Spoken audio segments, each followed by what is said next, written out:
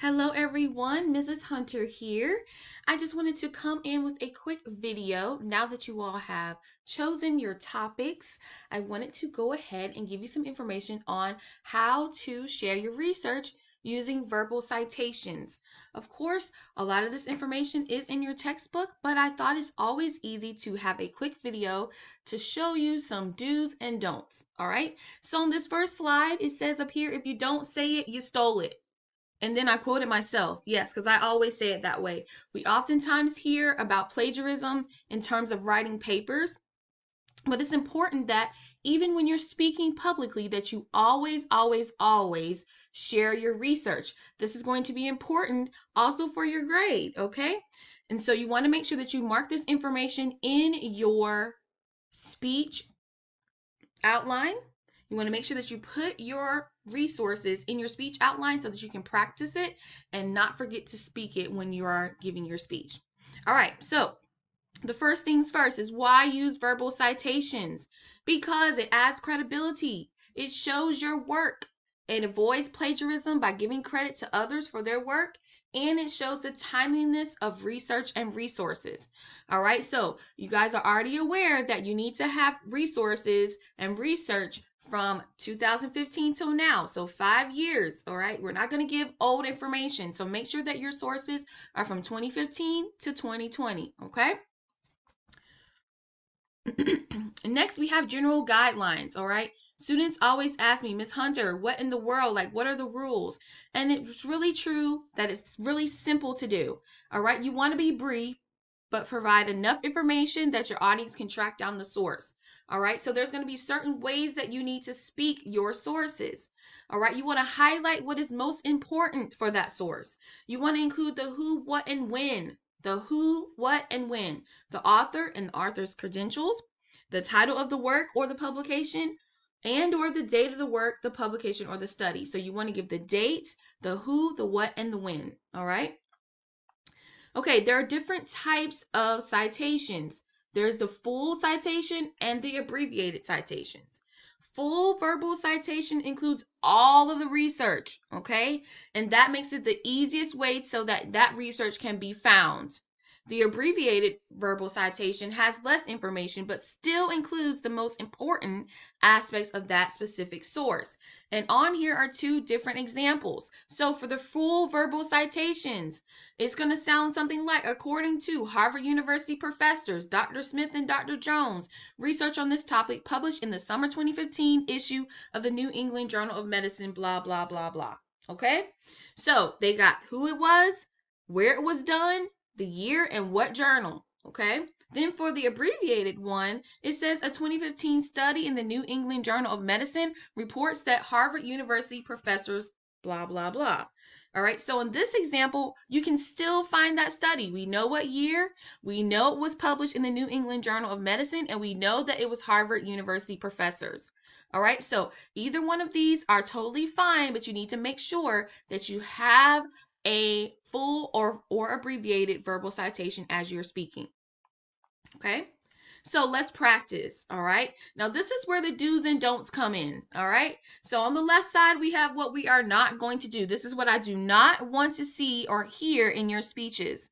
I don't want to hear research done by Mary Pompous shows that more deaths result from obesity than cancer than heart disease combined. Okay. So why that's wrong is because it just says the person's name. Who's Mary Pompous? What did she do? What was her title? Where is she from? What journal was this published in? When was this work done? Okay, so this is not the right way to do. Do not say according to Dr. Harvard or Dr. Johnson or whatever, whoever a name is, and don't give the rest of the information. So the correct way to say this information would be a 2019 research article titled Obesity and Impermanence by Mary Pompous at the Center for Disease Control shows that more deaths result from obesity than from cancer and heart disease combined.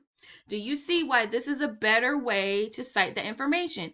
One, it gives us some background information on Mary Pompous. It tells us that she's with the Centers for Disease Control.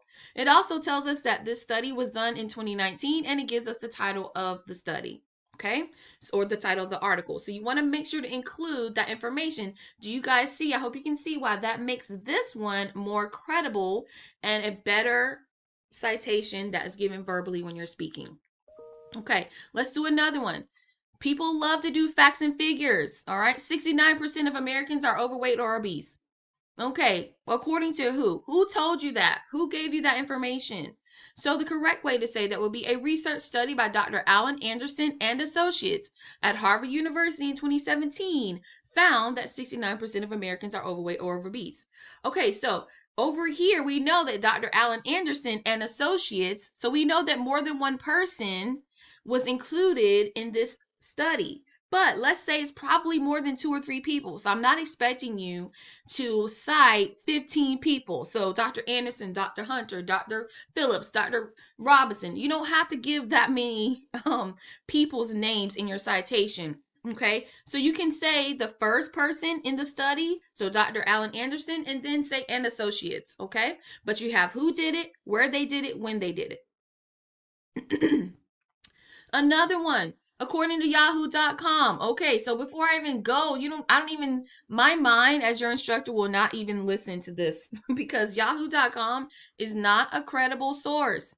It's not a credible place to get information. So this one is extremely wrong, all right? According to yahoo.com, even if you were to have found an article on Yahoo, you need to find the source of the scholarly information, okay? Do not cite Yahoo and Google. That's not scholarly, okay? So over here, 2000 study by the researchers in the University Health Commission at Harvard University demonstrates that more deaths result from obesity than from cancer and heart disease combined. Okay, so we have when, where, who. Okay.